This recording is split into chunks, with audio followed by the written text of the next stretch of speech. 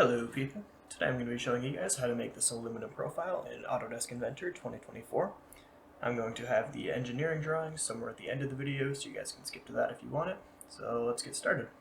To start this off, we're going to come over to the left over here and click on New. And we're going to click on English or Metric.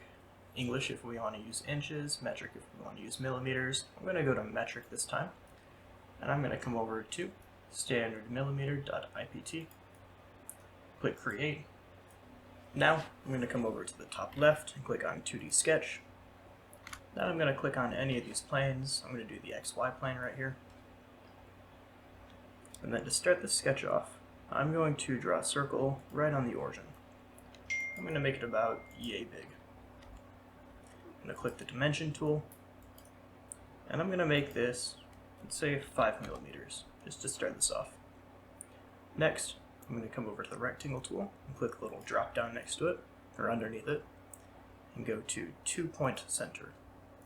I'm going to click on the center origin again, and then right over here. Now I'm going to dimension this box. Let's make this 8 millimeters on each side. That looks about right. And then let's do that one more time and make a bigger rectangle. I think we're actually going to do that another time after this. Let's make this 20 millimeters. Let's make this one 20 as well. And we can come over here and do another rectangle, and we're going to put this one inside. Let's click on this line to make it a little bit more even. Now I'm going to press Escape and go to Dimension again. I'm going to dimension from here to here, and let's make this 1.8 millimeters, and that should dimension every side of it. Now I'm going to make another rectangle. Let's click right here. Let's click on this center line right here, right down, about the middle. Let's drag it approximately right there, and then click Escape. Let's come over to our coincidence constraint up here. Click on that. Click on this corner right here, and then this line right above it. Make sure those are touching. Press Escape, and now let's dimension this. Let's make this, let's say, now we can click on this vertical constraint over here, and click on this center point, and then this center point right here, and that will line those up. Now, I'm going to use the Trim tool, and I'm going to trim away at these center parts right here. Now that unconstrained our parts. So what we're going to want to do is come into Dimension tool, and click right here, and redimension that part. And now we're also going to want to use our vertical constraint right here, and right here, and right here, and right here. That will make those stay on the vertical constraint. And you can see here that these are wanting to move not exactly how they should. So what we're going to do here is go into the vertical constraint again, and click on one of these lines, and that should correct that. And I can actually delete this little line down here. We don't really need that anymore, or the point, and now we're good there. Next, I'm going to come over to the Line tool. I'm going to draw a line from right here about to right here. And the same thing on the other side. Now just to make sure, we're going to use the parallel constraint right here, and click on both of these lines, just to make sure that they're parallel, and if they already are, then you'll get an error, but that's okay. Now, we're going to want to set a distance between those two lines.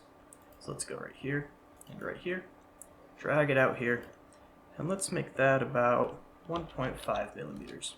Click OK. Now, we want this to be centered on this dotted line right here.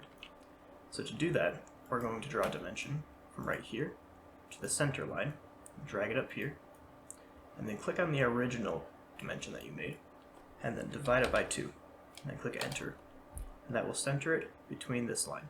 That's a cool trick if you want to center something.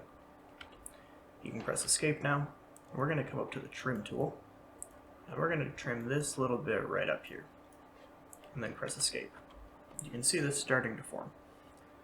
Actually, we're going to go right down here, do the same thing here.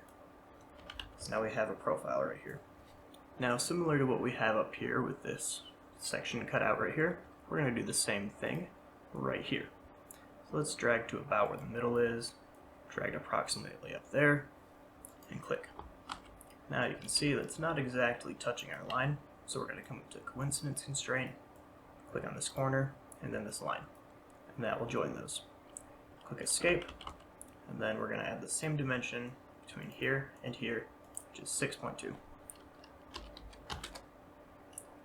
Now, this is dimensioned perfectly in the center, and we can use the trim tool to cut that out, like so. Oh, the line's not supposed to be there. Now you can see this added purple to our sketch again, and we can see that it is going back and forth. So to fix this, we can do a dimension from here to our origin, do the same center point tool that we did before, click on this dimension, divide it by 2, and that'll center it. And then this sketch, this isn't wanting to line up with our other sketch. So we can do this collinear constraint, and click on this, and then click on our purple line, and then where we want it to join up to. So right here. Perfect. Click escape, and now I'm going to add a line. Let's go right here to the origin, and then from the origin, right here. Now I'm actually going to add a fillet in. So let's go to the fillet tool up here, and let's type in 1.5, and let's click on this corner right here by selecting these two lines. Let's add a fillet right there. Let's do the same thing on this line and this line to add one right here, and same thing right here to make one right here. You can click escape, and then let's add a chamfer. To add a chamfer, we're going to come over to the arrow right next to fillet and click on chamfer, and we want this to be 1.5 as well. And we're going to click on this line right here and that line, and the same thing right here and here to add one right here. And then click OK. At this point, our sketch is pretty busy, so I'm going to finish it, and I'm pretty content with how it's looking. And I'm going to come up to extrude on the top left here, and I'm going to extrude just this profile part right here that we made, and it's sectioned off by the lines that we made right here. So we can click on here, and I think 20 millimeters is okay for right now, just to test, and let's click OK. Now you can see we have this part right here. Now I'm going to add a mirror pattern in here. So let's click on mirror, and let's click on this whole part, and then for mirror plane down here, we're going to click right here. And let's click OK.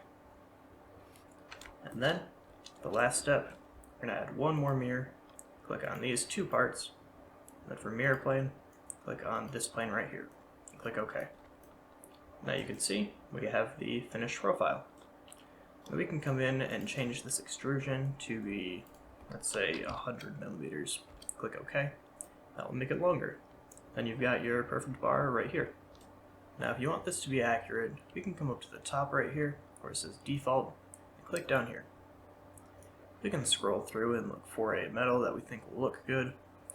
I'm going to look for aluminum real quick, and I'm going to click this aluminum polish. And that looks okay. If I was to choose a different one, I can just come back up here, click on aluminum dark for example. And that didn't seem like it changed a lot, but you know, that's how you can change the texture if you wanted.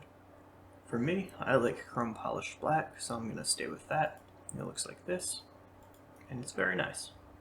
After making this profile, this is something that you can make with this, you know, different applications, different uses, but this is just a simple box that I threw together with it. And yeah, this is just one of many things that you can do. Here's an engineering drawing of the profile. If you want to recreate this yourself, you can take a screenshot of this, and hopefully it helps you in creating it. That's going to be the end of this video. If you guys have any comments or suggestions, you can leave it in the comment section. My Instagram is going to be in the description. You guys can message me on there with the same thing, comment suggestions, leave a like, and yeah. Hope you guys liked it. I'll see you next time. Have a good one, and goodbye.